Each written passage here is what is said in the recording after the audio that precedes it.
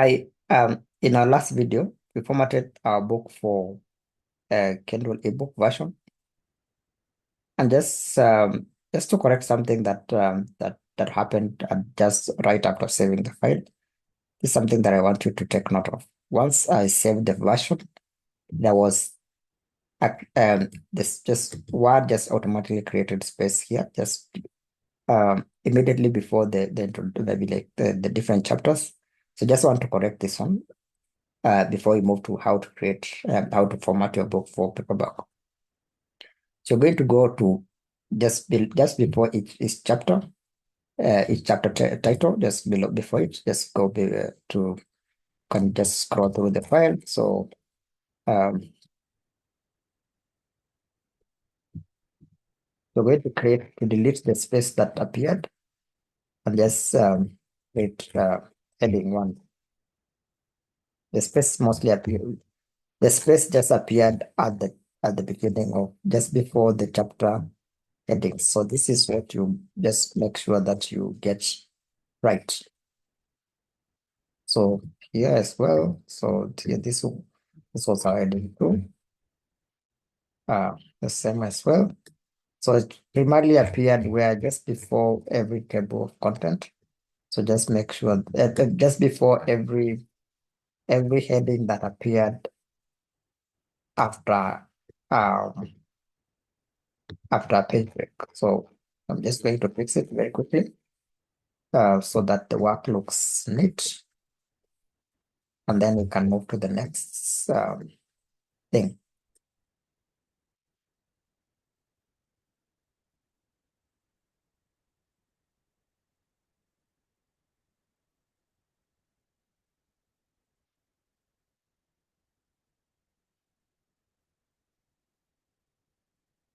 Four,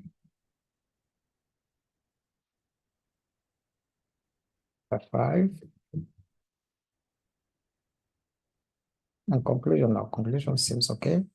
So let's see, we had not put any page break here. So I'm just going to insert our page break so that is actually a proper page break and a proper movement from one chapter to the next one. So now we are going to save this version. Just Control and save, Control and S, and then we can now start formatting the paperback version. So since I had already opened the ebook version, I'm going to create another version of the same file. So I'm going to use control. So sorry, I'm going to use function and F12. This one is more like save as. So I just going to name this file a different version, a different file name. So paperback. So instantly, I've just created a new version of the file, a new copy of that file. When you're doing this, just make sure you are very careful. You don't want to end up not having the files. You don't want to end up having the files not having the same uh, changes. So just make sure that the last thing before you create a new version is saving. So that is very critical. So just make sure that you do that right. So let's assume that you've done that correctly, and the other option is, of course, going to the folder and just copy and paste. Just copy and paste. It will create a new version, a new copy, and then you end up you can start properly. But I just find this one easier for me. So once now you want to this is now you want to to format this file for paperback. The first thing that is you're going to set the page margins. Uh, so I like just go to margins page, click on page layout, custom margins. So I like setting these margins as of course KDP is going to have different settings for depending on on the number of pages in your book. If your book has maybe I think around 240 pages or so and above, it's going to require some other adjustments here and there just to ensure that the file that the margins are right, and when the cover when the when the book is printed, it doesn't end up having a cover that is almost too short or something like that. So you want to end up and make sure that if your book is much longer, make sure you make adjustments to this change to these margins. Uh, so now for the margins, these are the settings that I like using. I like setting 0 point at the top at 0.91. The bottom here, I like setting it at 0.1191 again. And for the left, I like setting it at 0.57. And then for this the right, I like setting it at 0.91. And then where it says pages, just from this drop-down menu, click minor margins. Make sure this what you've checked is actually is that your document is showing how you're applying this all whatever your changes you're making to the whole document, not this point forward. So you're applying it to the whole document. Then the paper size, this will now depend on which paper size you want your book in. Because it's something I want to show you for this book, I'm going to use 5 by 8. So just follow me because there's something that I want to illustrate with this formatting just to ensure that you get this right. Of course, the same things should apply even using any other trim size, but because of just small things, because of the images in the book, because they are relatively thin, I would like to illustrate how to make sure that you format books with images properly. So, because here, just click OK. So as you can see, your content just now appears just okay. It's not much trimmed down. This is your table. This is your page. This is your the title page. You can decide to maybe just reduce the font for this one for your page if you feel it's too large. Sometimes maybe it will be too large and maybe it just spill to the next page. You can go back to the home page here, the home, and then just use this to shrink the font. Just with this function, you're going to shrink the font for best uniformly, maybe for just both the title and the subtitle.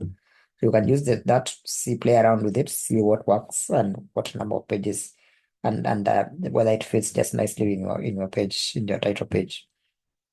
So that's how to now you've set your title page properly. But the next thing that I like to do is setting the headers. So in this case, I want to use a very straightforward approach to setting the headers and page numbers. So you're going to double click at the top here, the white space at the top. When this design opens, click on different past page so that whatever maybe the header you put here does not show on our title page. I like putting, for example, if it's the heading, I like putting it maybe at the right, for example. So you're going to use the special paste function. Like for example, in our case, right click on it, you're going to see this here. This is paste options. So it's more like a special setting. So you're not just cut and paste. If you use that function, you end up having text that is too long, too large. So you want to make sure that you're pasting without formatting the formattings. So now after doing that, just you can shrink this text, the size of the text, like using around page the font 8 or 9, give or take somewhere. That is a good size for the header. Once you've done that, click on now you can set the page numbers. At the bottom, I like having my page numbers at the bottom.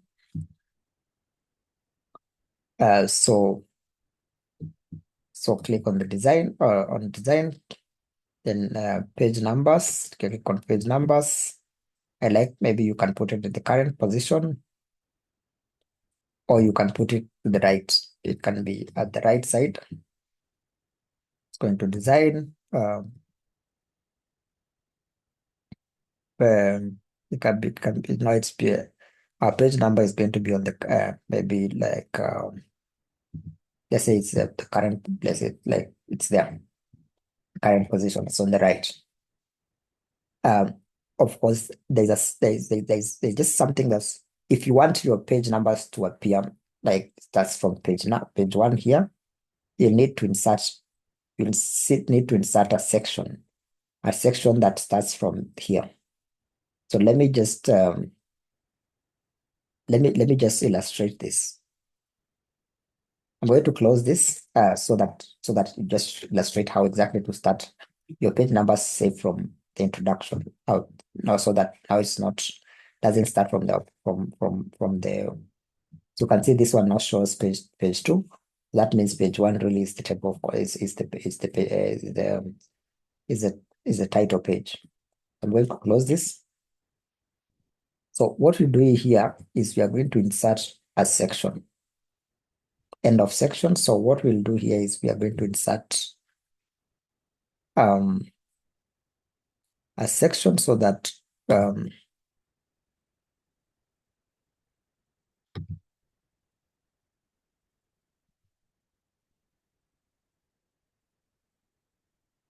so just a moment, I'm trying to get this right.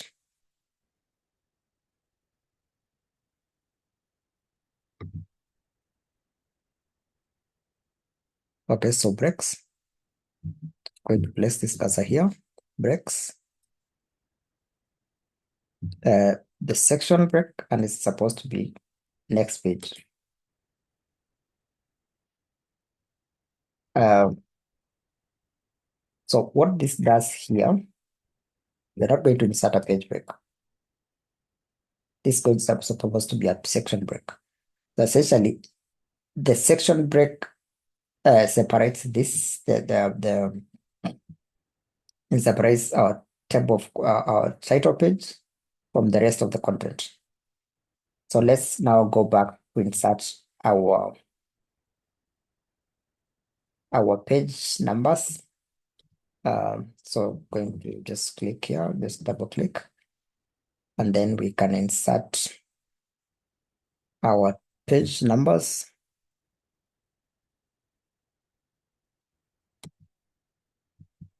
Um, and then what we are going to do is we are going here, we are going to uncheck this function here, and so that it does not link to the previous one.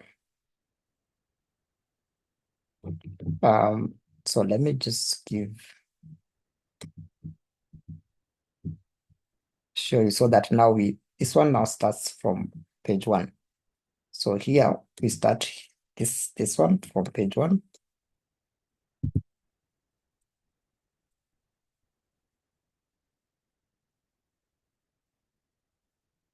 Just a moment.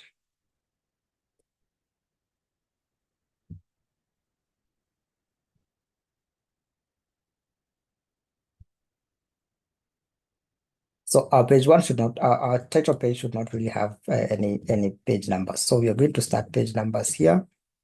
Current position, let's say that. For some reason this time, I think maybe I must be missing something.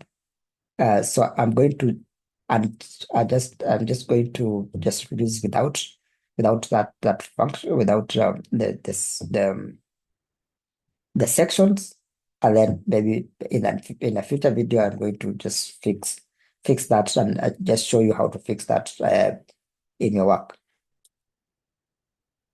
Because I also don't want to waste a lot of to spend a lot of time on this. So yeah, I'm going to instead, in the meantime, I'm going to create a page break instead. So here I'm going to insert a page break, no, sort page number, current position.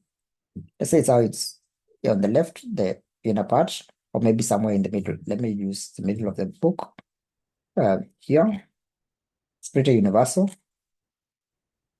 And even here for the table of contents, for the title appearing, I'm going to use the middle. Sorry, just let me use 8. So that appears pretty nice, pretty decent.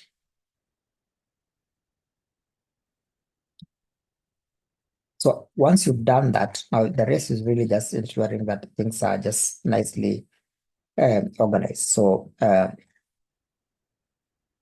as I mentioned, I'm going to show you in a future video how to insert page numbers in a so that they start where you want them to start. Let's say, for example, sometimes you want them to start after the table of contents. Sometimes you want them to start after the copyrights. Whatever the case, you can easily just I will show you in a future video how to do that. So now the rest is really just ensuring that the text aligns, it's nicely aligned. Remember, we already formatted it nicely. So really there are very small changes that we need to make. So the next the small changes really is about just ensuring that the text flows nicely. So for example, maybe sometimes you'll find a sentence that is halfway, that is just go that is just halfway done, going to the next page. Uh, so for example, for this one, we've noticed that the sentence just ends and it's too short. If maybe it's a paragraph, an entire paragraph, you can leave it. But if it's like, for example, in our case here, you notice that this appears just doesn't look nice, describe something that is appearing on the next page. So you can easily just push it to the next one. So you just use page break so that moves to the next one. So we're going to do the same.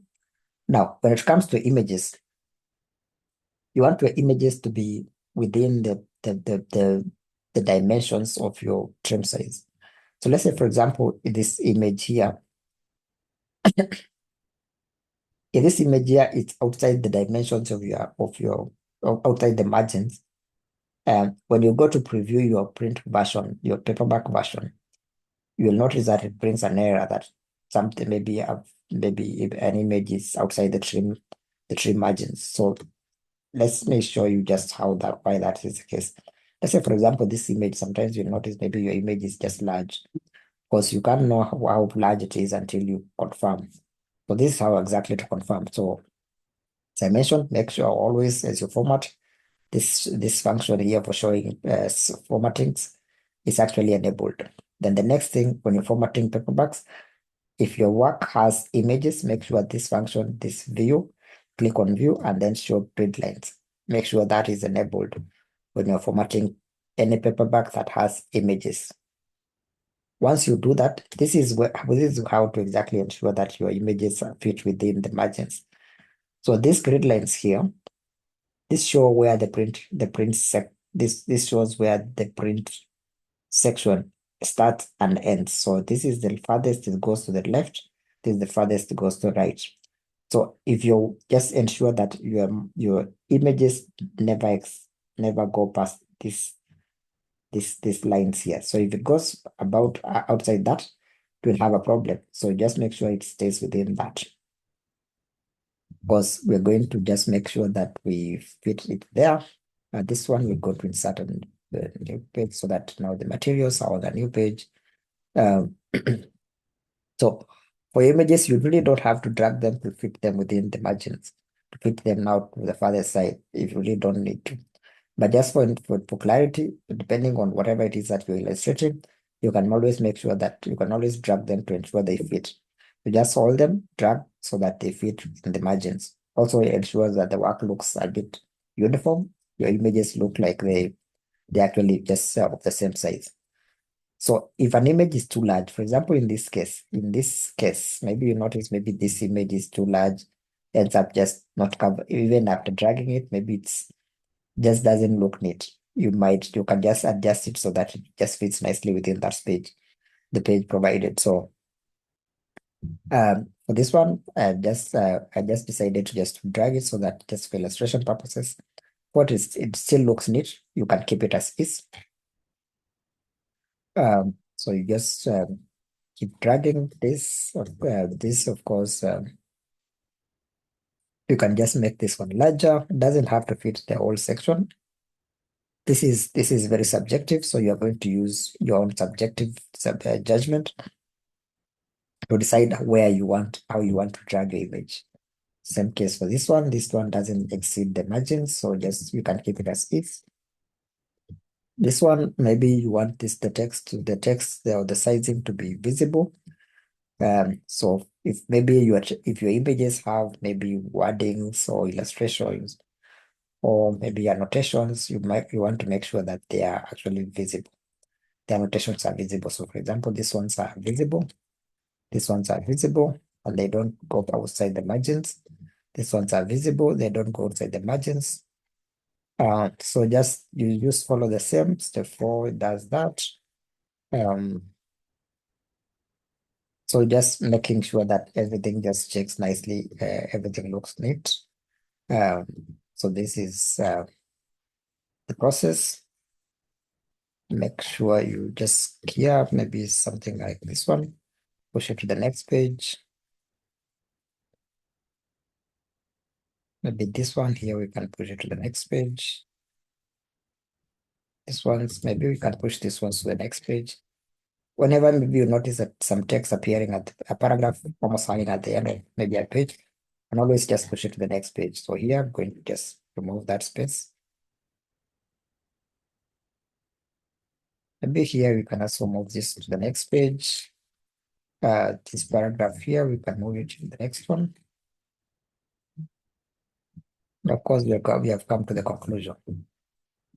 So now since remember this already had headings, heading 1s, heading 2s. So really there is not much you need to do on the headings. Since the headings were already there, the settings are already done, so really we don't have to do much. So now the next thing is now creating table of contents. Print a table of contents for the print version usually has page numbers. So you're going to make sure that you have your page numbers ready. So just click on references, table of contents, insert table of contents, where it shows it says show page numbers. Make sure it is checked. You want your table of contents to have page numbers. Then write align page numbers. This is to ensure that your page numbers show there to the right. The page numbers show they're uniform, like as you can see here, they are shown to the right. The tab leader is usually this section, this thing here, that the line could be lines, could be dots, could be like this. You can see here.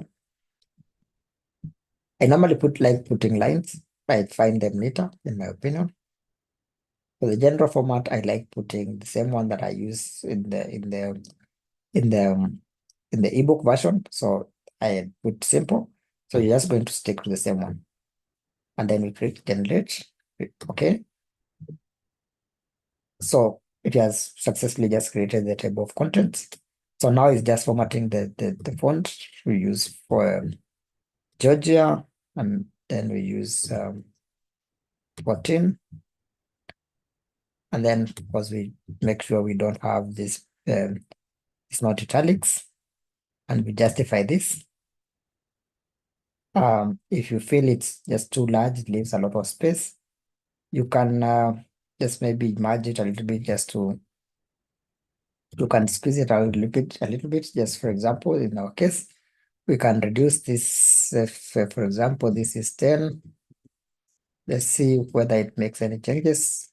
Doesn't, so maybe we just reduce it maybe to single. A single, especially applying for the table of contents. Looks a bit squeezed, but we can use that.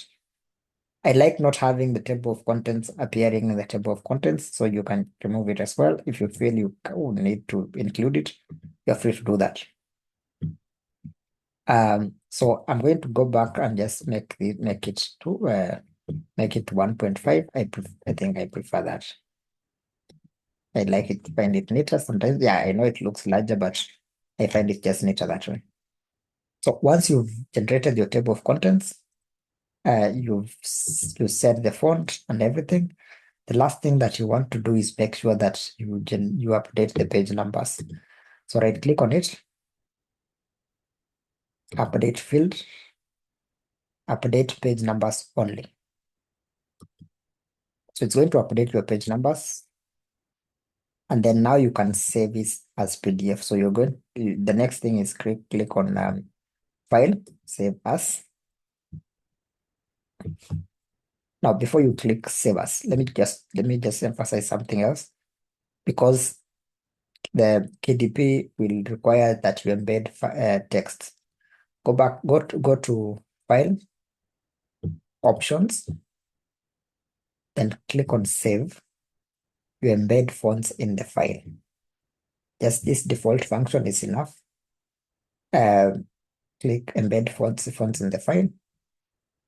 Click OK. Then you go back now to File, Save As. Then from this drop-down menu, you click PDF. You want to confirm that the file actually is embedding files, any fonts to the file. So just click on that options. I like having it checked on this function here. ISO 150, that compliant. Normally, you notice that it will not bring any issues with embedding fonts after that. So once you do that, you selected PDF from the drop-down. I'm assuming you're using from Office 2010 and beyond. Click on Standard Publishing and Online Publishing. That is, make sure it's from these options. This is the option you have selected. And then click Save. Then remember, it's supposed to be PDF. Click Save. So it will save. It will export to a PDF as a PDF version. So once you have done that, remember it has not saved the system has not actually saved the version, your Word version. And the last thing you want to do is make sure that you have saved the Word version so that you can now close you can now close your program. So just save, and now you should be able to close the program so that you can move on to the next thing. So I really hope you've maybe understood just the process of formatting of your work for paperback, as well as for Kindle in the previous video. If you need any help, just feel free to reach out. Just comment and leave your feedback. Let me know where you're struggling. If you need any help, you are free to just reach out to me. I will be available to help in whatever way. And let's make this publishing community much more useful. Let's publish more. Let's help each other. Thank you, and feel free to subscribe and share with your friends within the publishing community. Thank you.